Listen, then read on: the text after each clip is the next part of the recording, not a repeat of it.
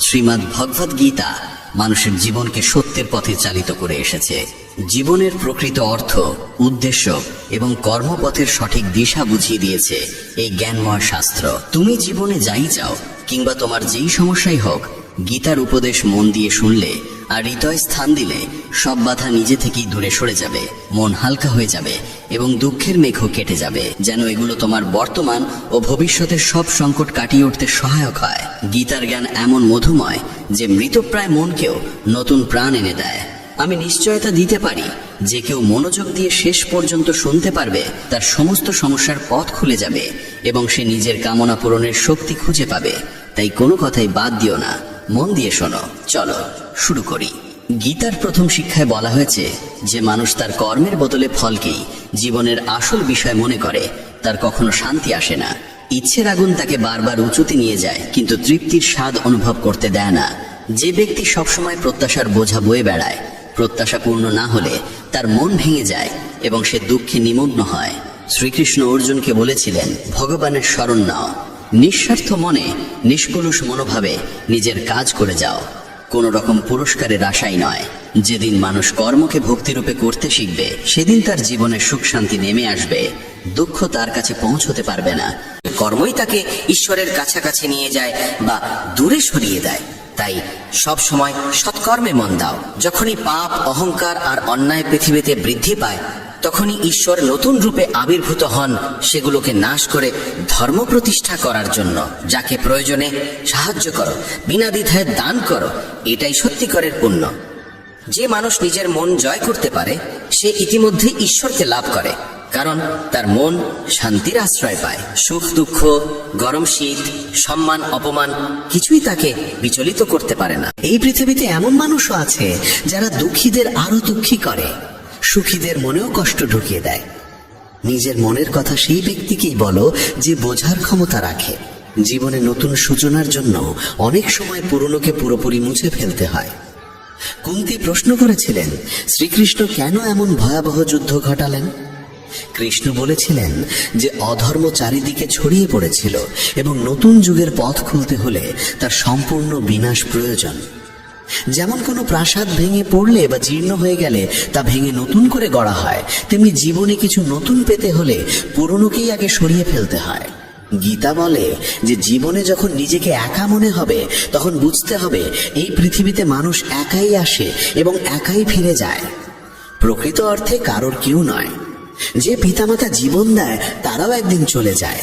তাহলে অন্যের কাছ থেকে কি বা আশা করা যায়? কেউ যদি পথ ছেড়ে চলে যায়, মনে রাখবে ঈশ্বর কখনো কাউকে ছাড়েন না, তিনি সবসময় সঙ্গে থাকেন। কৃষ্ণ অর্জুনকে বলেছিলেন, মানুষ আমাকে মানুক বা না মানুক, সকলেই আমার সন্তান, তাই কাউকে আমি কখনো ত্যাগ করি না। মানুষ ঈশ্বরের অংশ, তাই তাকে ঈশ্বরের সন্তানও বলা হয়। একাকিত্ব কোনো দুঃখের বিষয় নয়, বরং ভুল মানুষের সঙ্গই সবচেয়ে ভয়ঙ্কর। একটি প্রবাদ আছে, কিছু না থাকার চেয়ে কিছু থাকা ভালো। কিন্তু আরেকটি সত্য হলো, নিরর্থক কিছু থাকার চেয়ে কিছুই না থাকা ভালো। তাই ভুল মানুষের সঙ্গে থাকার চাইতে একা থাকা শ্রেয়। এই শিক্ষা তাদের জন্য বিশেষ প্রয়োজন যাদের একাকিত্ব ভীত করে। দুঃখ বা নিঃসঙ্গতাকে ভয় পেও না, কারণ এই পৃথিবীতে কেউ কারোর স্থায়ী নয়। অন্যদের খুশি করার জন্য সর্বোচ্চ চেষ্টা করবে আর তারা তোমাকে কাজে লাগানোর পথ খুঁজবে। তাই আজকের দিনে সুখী থাকতে হলে অত্যধিক ভালো হওয়ার দরকার নেই। এর মানে এই নয় যে তোমাকে খারাপ হতে হবে, বরং নিজের চোখে নিজেকে ভালো রাখো। বিশ্বের চোখে ভালো দেখাতে গিয়ে নিজেকে দুর্বল করে দিও না। গীতার 28তম উপদেশ হলো, অতীতকে ভুলে যেতে শেখো, কারণ অতীতের কষ্ট আঁকড়ে বাঁচলে আজকেও সুখী থাকা যায় না। জ্ঞানীরা অতীতের জন্য হাহাকার করেন না। অতীত যেমনই হোক, তা বর্তমানকে গ্রাস করতে দেওয়া ঠিক নয়। যা ঘটেছে তা থেকে শিক্ষা নাও, ভাবো আর যেন এমন না হয়, তারপর এগিয়ে যাও। অনেকেই বলেন, ওই মানুষ আমাকে এত অন্যায় করেছে, তাই আমি আজ এত দুঃখী। কেউ কেউ সারা জীবন অন্যদের দোষ দিতে দিতে নিজের কষ্ট বাড়িয়ে তোলে। কিন্তু যতক্ষণ তুমি অন্যকে দোষ দেবে, ততক্ষণ কখনো সুখী হতে পারবে না, সামনে এগোতেও পারবে না। অতীত বদলানো যায় না, মানুষ কি করেছে তাও বদলানো যায় না, কিন্তু বর্তমান তোমার হাতে, সেটাকে তুমি যেমন চাও তেমন করতে পারো। আগামী দিনের দুঃখ এড়াতে চাইলে আজকে বাঁচো। তুমি পৃথিবীতে কাউকে পাবে না যে ভবিষ্যতের ভরসায় সুখে থাকে। সুখী সেই যে আজকার মুহূর্তে নিজের জীবন কাটায়। ভবিষ্যতের চিন্তা শুধু দুঃখ, আফসোস আর অনিশ্চয়তায় ভরিয়ে তোলে। তাই যতটা সম্ভব অতীতকে ভুলে যাও এবং বর্তমানকে নিজের করে নাও। গীতার শিক্ষা বলছে, ভবিষ্যতের ভয় দুঃখ কমে না, বরং ভয় সব শান্তি কেড়ে নেয়। তুমি কাকে ভয় করবে? কে তোমাকে মারতে পারে? তুমি দেহ নও, দেহ কেবল কর্ম সম্পন্ন করার মাধ্যম। তুমি আত্মা, অমর ও চিরন্তন। অসংখ্য জন্মে তুমি অসংখ্য দেহ ধারণ করেছ, আর এখন মানুষের শরীর পাওয়া তোমার পুণ্যের ফল। এই জীবনকে কাজে লাগানোর একমাত্র উদ্দেশ্য হলো সৎকর্ম, দয়া আর নিঃস্বার্থ সাহায্য করা। যে নিরন্তর ভক্তি ভরে ঈশ্বরকে স্মরণ করে সে অবশ্যই ঈশ্বরকে পায়। কেউ ঈশ্বরের অস্তিত্ব অস্বীকার করলেও তাতে তার কিছু যায় আসে না। মানুষের মন পবিত্র, কর্ম সৎ আর চরিত্র ভালো হওয়াই প্রকৃত যোগ্যতা। ঈশ্বর ভক্তির ক্ষুধার্ত। কেউ যদি ভালোবাসা ও ভক্তি সহ একটি পত্র, একটি ফুল, ফল বা জলও অর্পণ করে, ঈশ্বর তা গ্রহণ করেন। ভক্তি নেই এমন অর্ঘ্য যতই বাহুল্যপূর্ণ হোক মূল্যহীন। নিঃস্বার্থ সাহায্য, দানকে সেবা হিসেবে গ্রহণ করা, পক্ষপাতবিহীন সিদ্ধান্ত এবং কর্তব্য পালন, এসবই ঈশ্বর ভক্তির সমান। এরাই ঈশ্বরের প্রিয়। তাকে ভালোবাসবে তা গভীরভাবে ভাবা জরুরি, কারণ যে ভালোবাসার মূল্য বোঝে না তার কাছ থেকে দূরে থাকাই শান্তির পথ। আজকাল অনেকেই ভালোবাসার নাম করে সবচেয়ে বেশি কষ্ট দেয়। প্রেম, যা স্বভাবতই পবিত্র, মানুষের স্বার্থ আর অসচেতনতার কারণে বিষের মতো তিক্ত হয়ে যায়। অনেকেই বিশ্বাস আর মমতাকে ব্যবহার করে অন্যের হৃদয় ভেঙে দেয়। তুমি যদি কাউকে সত্যিই ভালো না বাসো, তবে সে কখনোই তোমাকে আঘাত করতে পারবে না। যে সম্পর্কই হোক, যদি তুমি কাউকে সীমাহীন ভালোবাসো আর সে যদি সেই ভালোবাসার যোগ্য না হয়, তবে তার বিনিময়ে কেবলই দুঃখ ও যন্ত্রণা ফিরে আসে। প্রেম নিজে কোনোদিন কষ্টের কারণ হয় না। কষ্ট দেয় সেই মানুষ যে তোমার মমতার মূল্য দিতে অক্ষম। তাই ভালোবাসতে হলে এমন কাউকে ভালোবাসো যে তোমার হৃদয়ের ভাষা বুঝবে এবং তোমার অনুভূতিকে সম্মান করবে। আর যখনই বুঝবে যে তোমার ভালোবাসার মানুষ তোমার অনুভূতির কদর করে না, তখন সেখান থেকে সরে যাওয়াই তোমার জন্য সবচেয়ে বুদ্ধিমানের সিদ্ধান্ত। গীতার 29তম উপদেশে বলা হয়েছে যে মানুষ বারবার তোমায় আঘাত দেয় তাকে কখনোই ক্ষমা করা উচিত নয়। যুধিষ্ঠির বহুবার দুর্যোধনকে ক্ষমা করেছিলেন, আর এর ফলেই তার জীবনে অসংখ্য দুঃখ ও বিপর্যয় নেমে এসেছিল। কেউ একবার ভুল করলে তাকে ক্ষমা করা যায়, কিন্তু বারবার একই ভুল করলে বুঝতে হবে সেটা ভুল নয়, সেটাই তার স্বভাব। তারা এমনই এবং ভবিষ্যতেও তোমার সঙ্গে একই আচরণ করবে। তাই অযথা অতিরিক্ত ভালো হওয়া ঠিক নয়। ক্ষমা করা আর বোকা হয়ে যাওয়ার মধ্যে বিশাল পার্থক্য আছে। কাউকে একবার ক্ষমা করলেও তার প্রতি সতর্ক থাকা দরকার। বলা হয়, একই মানুষকে দুবার পরীক্ষা করা নিজের মুখে ধুলো দেওয়ার মতো। যে তোমাকে একবার প্রতারণা করেছে বা ভুল করে হলেও ব্যথা দিয়েছে, তাকে অন্ধভাবে বিশ্বাস করা উচিত নয়। তাই এমনভাবে ক্ষমা করবে যাতে কখনো বোকা না শোনাও, আবার নিজের শত্রু তৈরি করো না। গীতার আরেকটি শিক্ষা বলে, যে তোমাকে প্রতারিত করে বা ধোঁকা দেয় তাকে নিয়ে দুঃখ বা রাগ বাড়িয়ে লাভ নেই, বরং বুঝে নিতে হবে মানুষকে চোখে দেখে কখনো চিনে নেওয়া যায় না। এই পৃথিবীতে মানুষ মুখোশ পরে বাঁচে।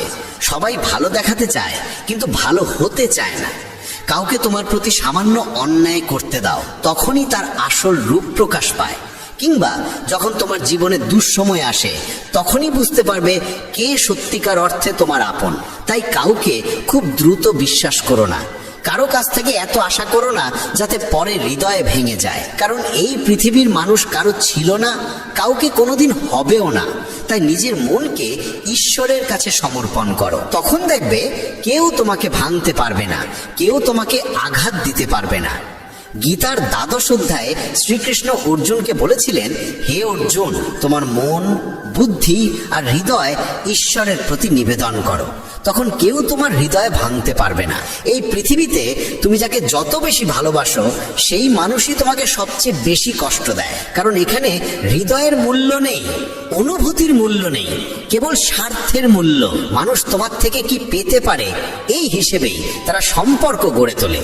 যতক্ষণ তুমি তাদের কাজে লাগো, ততক্ষণ তারা ভালো মানুষের মুখোশ পরে থাকে। স্বার্থ শেষ হওয়ার সঙ্গে সঙ্গে তাদের কথা, আচরণ সব বদলে যায়।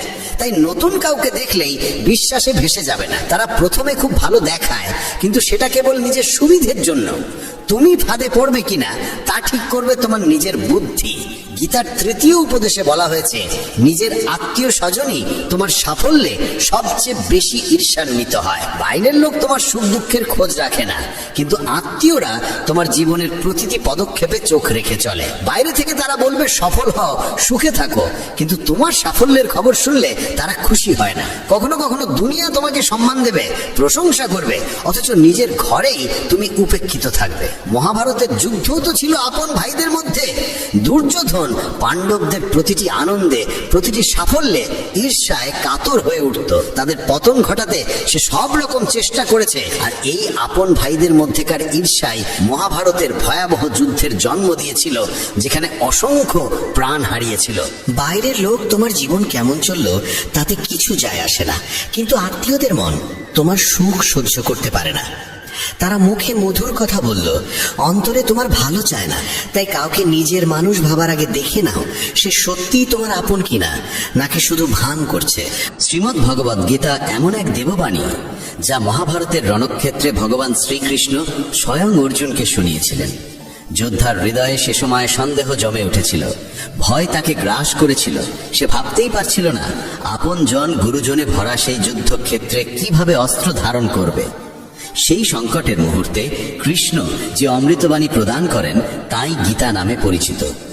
৮৮ অধ্যায় আর ৭০০রও বেশি শ্লোক নিয়ে গঠিত এই গ্রন্থ জীবন সম্পর্কে এমন সব গভীর সত্য তুলে ধরে যা মানুষের প্রত্যেক প্রশ্নের সামনে অদ্ভুত স্পষ্টতা এনে দেয়।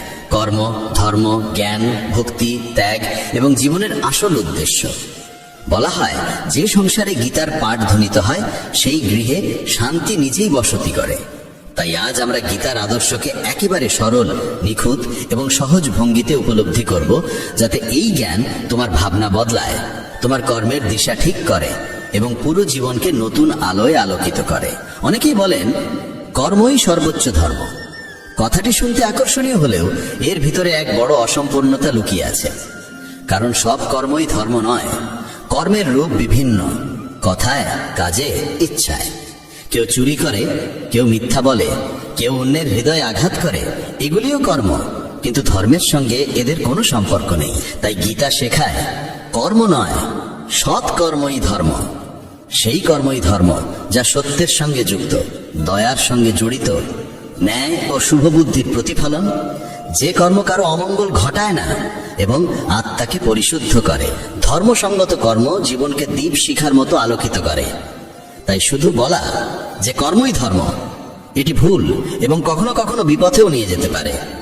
আসল কথা হলো ধর্মের সঙ্গে সঙ্গতি রাখা কর্মই সত্যিকারের ধর্ম। শ্রীকৃষ্ণ অর্জুনকে বলেন, হে পার্থ, মনে রেখো ধর্মই চূড়ান্ত আশ্রয়। কর্ম সদা দুই প্রকার, ধর্ম ও অধর্ম। যে মানুষ তার কর্তব্যকে সত্য, দয়া, করুণা, ক্ষমা এবং অহংকার বর্জিত মন নিয়ে পালন করে, আমি কৃষ্ণ তার সঙ্গেই থাকি। যে সৎ পথে চলে সে কোনোদিন একা থাকে না, ঈশ্বর তার সঙ্গী হয়ে দাঁড়ান। মানুষ জন্মেছে কর্ম করার জন্য, কর্ম এড়িয়ে থাকা যায় না, কিন্তু প্রকৃত পার্থক্য হচ্ছে কর্মের উদ্দেশ্য ও কর্মের ভেতরের অনুভূতিতে। শুভ কর্ম মানুষকে আত্মিক উন্নতিতে নিয়ে যায়, আর ভুল কর্ম ধীরে ধীরে নিজেরই জীবনকে ভেঙে দেয়। নির্বাচন মানুষের নিজের হাতে, সে কোন পথে যাবে। গীতার মূল মর্ম হল নিষ্কাম কর্ম, অর্থাৎ ফলের মোহ রেখে নয়, কর্তব্য পালন করা। যখন তুমি তোমার কাজ করো আর ফলের চিন্তা ছেড়ে দাও, তখনই তুমি সত্যিকার অর্থে মুক্ত হও। কারণ ফলের প্রকৃত অধিকারী ঈশ্বর। আমাদের কাজ কেবল সৎভাবে, দয়া নিয়ে, সত্যনিষ্ঠ মনে কর্ম সম্পাদন করা এবং তাকে ঈশ্বরের কাছে সমর্পণ করে দেওয়া। এতে মন পরিষ্কার হয়, কর্মের বোঝা হালকা হয়ে যায় এবং জীবন সহজ হয়ে ওঠে। নিষ্কাম কর্মের অর্থ ফলকে অস্বীকার করা নয়, বরং কর্মের মুহূর্তে মনকে সেই ফলের উদ্দেশ্যের জালে আটকে না রাখা। ধর্ম সেই আলো যা মানুষকে সত্যের পথে নিয়ে যায়, যা আত্মাকে সুগন্ধিময় করে, যা সমাজে প্রেম, ন্যায় আর সৌহার্দ্য ছড়িয়ে দেয়। অধর্ম জন্মায় অহংকার, ক্রোধ, ঘৃণা আর লোভের অন্ধকার থেকে, যা অন্যের কষ্টের কারণ হয়। কেউ যদি সেবার নামে ধর্মের আড়ালে অহংকার লুকিয়ে রাখে, তবে তা কেবল আচরণ, ধর্ম নয়। কিন্তু যদি ক্ষুদ্রতম সেবাও নিঃশব্দে বিনয় আর দয়া নিয়ে করা হয়, তবেই তা সত্যিকার ধর্মের রূপ নেয়। গীতা আমাদের শেখায় সত্য, দয়া, সাম্য, ক্ষমা এইসব গুণকে অন্তরে ধারণ করতে। এরা সেই বীজ যা সাধারণ কর্মকে ধর্মরূপে রূপান্তরিত করে। গীতায় 3টি পথের কথা বলা হয়েছে: কর্মযোগ, জ্ঞানযোগ ও ভক্তিযোগ। কর্মযোগ শেখায় নিষ্ঠা ও দায়িত্বপূর্ণ কর্ম। জ্ঞানযোগ শেখায় আত্মার চিরন্তন সত্য উপলব্ধি। ভক্তিযোগ শেখায় ঈশ্বরের প্রতি নিঃশর্ত প্রেম ও আত্মসমর্পণ। কেবলমাত্র এক পথে চললে দিশাহীনতা আসে। কর্মে জ্ঞান না থাকলে কর্ম সীমাবদ্ধ হয়ে যায়। জ্ঞান থাকলেও ভক্তির স্নেহ না থাকলে জীবন শুষ্ক হয়ে পড়ে। তাই এই 3 পথ একত্রে জীবনকে সার্থক করে। যখন অর্জুন যুদ্ধক্ষেত্রে দাঁড়িয়ে দ্বিধার টানাপোড়েনে ভেঙে পড়েছিল, সেই মুহূর্ত মানুষের জীবনের বহু সংকটের প্রতিচ্ছবি। যখন সম্পর্ক, অনুভূতি আর দায়িত্ব একে অপরের বিপরীতে দাঁড়ায়, তখন মন পথ হারায়।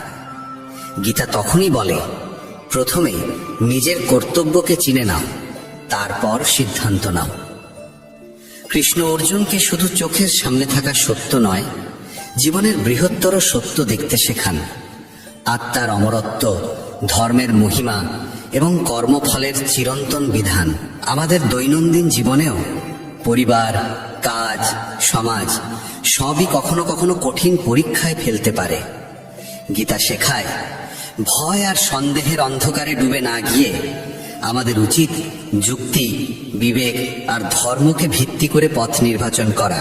শ্রীকৃষ্ণ বলেন, যে মানুষ সত্যে স্থির, দয়ারসে সিক্ত, আত্মনিয়ন্ত্রিত, অহংকারহীন এবং সকল প্রাণীর প্রতি সমান করুণা রাখে, সে আমার পরম প্রিয়।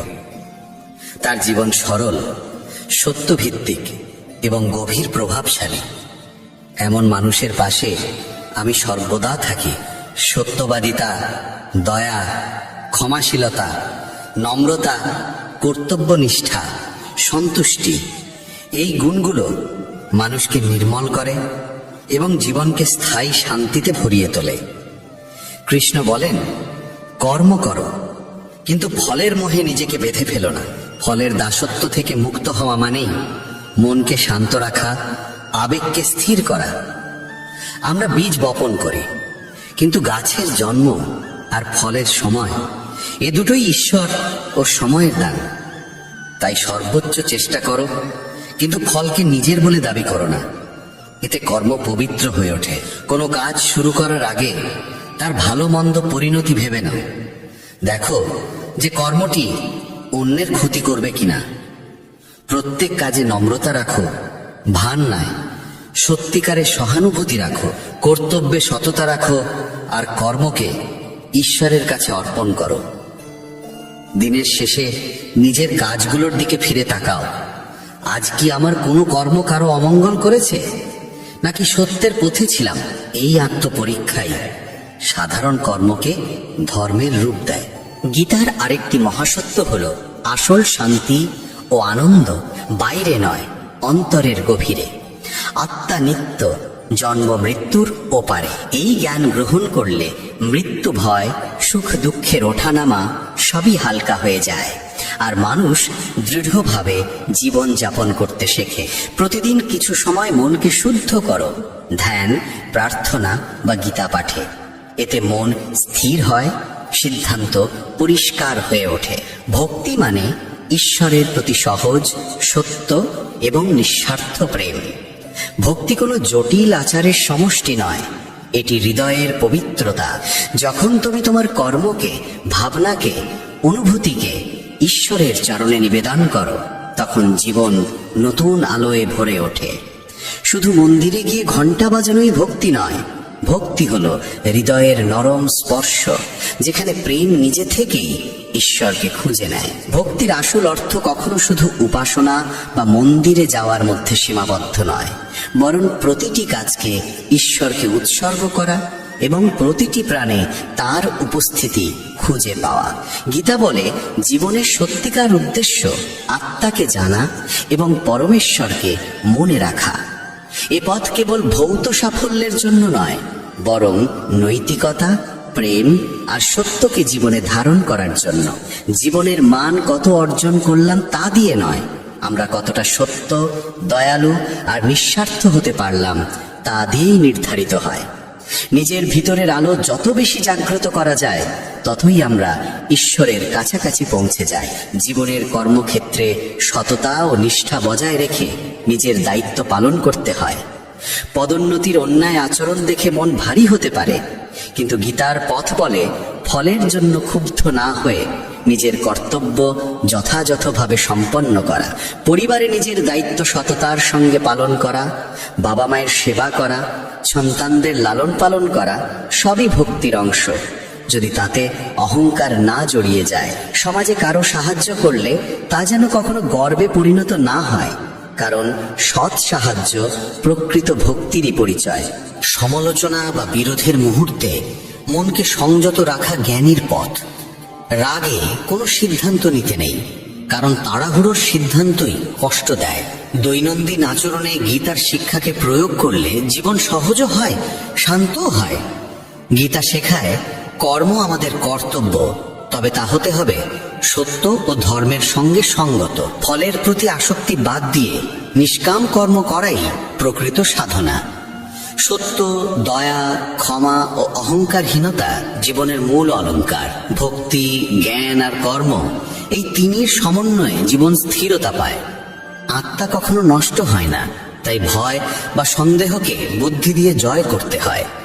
যখন এই নীতিগুলো প্রতিদিনের জীবনে জায়গা পায়, তখনই গীতার প্রভাব স্পষ্ট হয়ে ওঠে। শান্তি, সফলতা আর আন্তরিক আনন্দ স্বয়ংক্রিয়ভাবে জীবনে প্রবেশ করতে থাকে।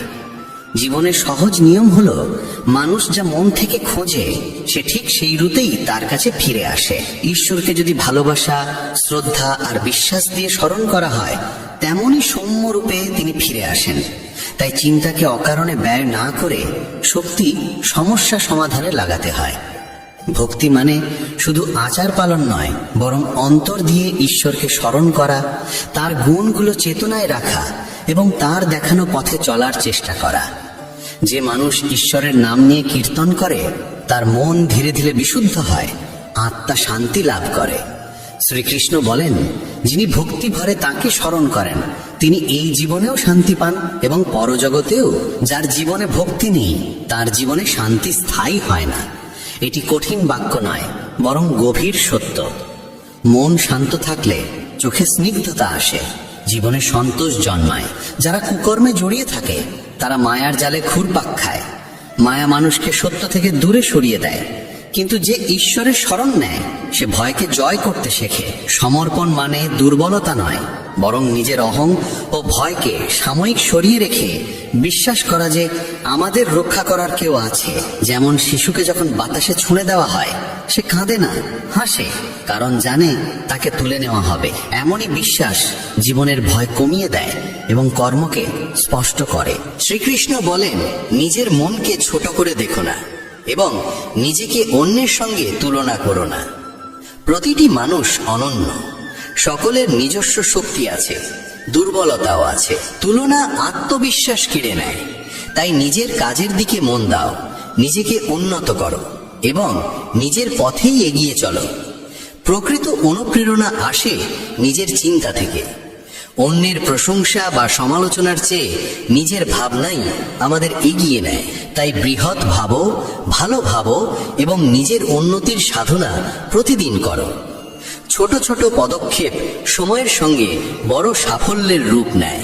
যে ব্যক্তি কষ্ট সহ্য করে সে একদিন সুখের স্বাদ পায়, আর যে অন্যকে কষ্ট দেয় সে সুখ পায় না। করুণা ও মমতা মানুষকে পরিপূর্ণ করে। হঠকারিতা ও হিংসা কখনো ভালো ফল দেয় না। ফুল নরম বৃষ্টিতে ফোটে, বজ্রধ্বনিতে নয়। তেমনি মন কোমলতা ও ভালোবাসায় প্রস্ফুটিত হয়, কঠোরতায় নয়। সম্পর্কেও যদি মানুষকে পরিবর্তন করা না যায়, অন্তত তার ক্ষতি করা উচিত নয়। দুঃখে পৃথিবী দগ্ধ হয়, আর সামান্য ভালোবাসাই পৃথিবীকে সুন্দর করে তোলে। একটি ছোট দান, একটুকু হাসি বা সামান্য সাহায্য বড় পরিবর্তন আনতে পারে। এই পৃথিবীর সবচেয়ে মূল্যবান সম্পদ হলো মনের শান্তি। যে নিজের মনকে শান্ত রাখতে পারে সেও সত্যিকারের ধনী। শান্তির জন্য বাহ্যিক সম্পদের প্রয়োজন নেই, প্রয়োজন শুধু সমন্বয় ও বোঝাপড়া। মনকে শান্ত রাখার অভ্যেস গড়ে তুলতে হয়। ধ্যান, প্রার্থনা, সাদাসিধে জীবন আর নিয়ম মাফিক দিন যাপন এতে সাহায্য করে। প্রতিদিন সামান্য সময় নিজের সঙ্গে কাটিয়ে ভাবতে হয় যা চাইছি তা সত্যিই প্রয়োজনীয় কিনা। বেশিরভাগ চাওয়া আসে অভ্যেস বা ভয় থেকে, বাস্তব প্রয়োজন থেকে নয়। সময়ের গতি মানুষের ইচ্ছা অনুযায়ী চলে না। সময় যেদিকে নিয়ে যায় সেদিকেই হাঁটতে হয়। জীবন কঠিন মনে হয় তখনই যখন পরিস্থিতি বদলানোর চেষ্টা করি, নিজের দৃষ্টিভঙ্গি বদলানোর চেষ্টা না করে। যখন বুঝতে শিখি যে কিছু বিষয় আমাদের নিয়ন্ত্রণের বাইরে, তখনই শক্তি সেই জায়গায় খরচ হয় যেখানে পরিবর্তন সম্ভব। আমাদের আচরণ, সিদ্ধান্ত আর ভাবনায় গ্রহণ করার মনোভাব দুর্বলতা নয়, পরিপক্কতা। সত্য কখনো চিৎকার করে না, সে নিঃশব্দেই আলো ছড়ায়। অসত্য যতই দাবি করুক তার ভিত ফাঁপা। যেমন আলোর রেখা অন্ধকারে নিজের কাজ চালিয়ে যায়, সত্যও শেষ পর্যন্ত পথ দেখায়। যারা সত্য ও ন্যায় পথে চলে তাদের পথ সহজ নয়, কিন্তু স্থিরতা থাকে। সৎ জীবন অন্যের জন্য দৃষ্টান্ত হয়ে ওঠে। মানুষের আচরণ সমাজকে শিক্ষা দেয়। কথা নিয়ন্ত্রণে রাখা জরুরি, কারণ বলা কথা ফিরিয়ে নেওয়া যায় না, আর শব্দের আঘাত অনেক গভীর। তাই বলার আগে চিন্তা করা প্রয়োজন। যদি কারো মঙ্গল না করতে পারো, অন্তত ক্ষতি করো না। নম্রতা ও সত্যতা কথায় থাকলে সম্পর্ক দৃঢ় হয়। মিথ্যা সম্পর্ককে ভেঙে দেয়। নীতি ও ধর্মের জন্য দাঁড়াতে হয়। অন্যায়ের বিরোধ করা এবং আপনজনের কল্যাণে ত্যাগ করা মহৎ কাজ। কখনো ত্যাগ মানে ছোট সুখ ত্যাগ করে বড় কল্যাণ বেছে নেওয়া। সত্য ঠিক তেমনই, তাকে যতই দমন করা হোক সে শেষমেশ জলপৃষ্ঠের তেলের মতোই উপরে উঠে আসে। তাই নিজের নীতিতে অটল থাকা প্রয়োজন। যে মানুষ গীতা পড়ে ও তার উপদেশ পালন করে, তার খারাপ কর্মের প্রভাব ধীরে ধীরে ক্ষীণ হয়ে যায়। সবাইকে কর্মফল ভোগ করতে হয়, তবে সৎ পথ ধরে চললে সেই ফলও রূপান্তরিত হয়। বর্তমান কর্মকে সঠিক করে তোলা যায়। নিষ্কামভাবে কর্ম করলে অন্তরে শান্তির জন্ম হয়। কর্মযোগের মর্ম এটাই, কর্ম করো কিন্তু ফলের চাহিদায় মনকে ব্যস্ত করো না। মৃত্যু এক অটল সত্য। সৃষ্টির আদিকাল থেকে জন্ম আর মৃত্যু একই চক্রে ঘুরে চলেছে। যেমন পুরনো পোশাক ছেড়ে নতুন পোশাক পরে মানুষ, তেমনি আত্মাও পুরনো দেহ ত্যাগ করে নতুন দেহে প্রবেশ করে। এই সত্য উপলব্ধি করলে ভয় কমে যায় এবং মানুষ বর্তমানকে বাঁচতে শেখে। জ্ঞানী ব্যক্তি মৃতের জন্য এমন শোক করেন না যে জীবনের পথ থমকে যায়, আর জীবিতদের জন্য এমন দুঃখও করেন না যে জীবনকে স্তব্ধ করে দেয়। তারা জানেন যা গেছে তা আবার ফিরবে, আর যা আছে একদিন চলে যাবে। জীবনে যা আসে তাকে মেনে নেওয়ার সাহসী জীবনের পথকে সহজ করে তোলে। যদি কোনোদিন সুযোগ পাও, তবে কারোর পথপ্রদর্শক কিংবা সহায়ক হয়ে উঠতে দ্বিধা করো না। কারোর জন্য সার্থক সঙ্গী হওয়া কোনো স্বার্থ নয়, বরং মানবতার সবচেয়ে সুন্দর প্রকাশ। যেমন একটি প্রদীপ নিজের আলো কমায় না, কিন্তু অসংখ্য প্রদীপ জ্বালিয়ে দিতে পারে, তেমনি তোমার সামান্য যোগানো অন্যের জীবন আলোকিত করতে পারে। নিজের পরিচয় অক্ষুণ্ণ রেখে কারোর পাশে থাকা এবং দায়িত্ব ভাগ করে নেওয়াই প্রকৃত মানবতা। আমরা যখন অন্যের উপকার করি তখন মনও শান্ত হয়, আত্মাও তৃপ্তি পায়, আর এই তৃপ্তি আসল সন্তোষ। শ্রীকৃষ্ণের উপদেশ শুধু শব্দে ছিল না, তা তার কাজে প্রতিফলিত হতো। তাই গীতার বাক্য শুধু শুনলেই বা পড়লেই হবে না, তাকে জীবনে ধারণ করতে হবে। তুমি কতটা সঠিক কিংবা কতটা ভুল তা কেবল তোমার অন্তর আর পরমেশ্বরই জানেন। নিজের হিসেব নিজেকেই রাখতে হয় এবং নিঃস্বার্থভাবে সত্য পথে চলতে হয়। এই শুদ্ধতা মানুষকে দুঃসময় ধৈর্যবান করে তোলে এবং সাফল্যে অহংকার থেকে রক্ষা করে। যখন বুঝে যাবে যে জীবনে কিছুই স্থায়ী নয়, তখন ভয় মুক্ত হয়ে বর্তমানকে গ্রহণ করতে পারবে। ভবিষ্যতের চিন্তা আর অতীতের আফসোস এই দুটোই মনকে শূন্য করে দেয়। তাই যা আছে তাকে গ্রহণ করো, যা নেই তাকে ছেড়ে দাও।